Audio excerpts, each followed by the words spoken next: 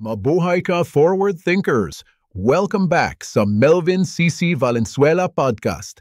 Ngayong araw, pag-uusapan natin ang isang krimen na laganap sa mga mataong lugar kasama na ang malalaking mall, ang pickpocketing o dukot.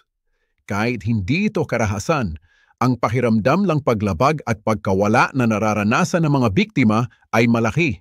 Susuriin natin ang isang totoong pickpocketing senaryo.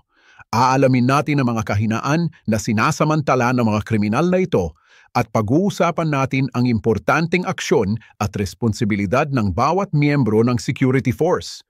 Tignan din natin ang mga SOPs, security policies at corrective preventive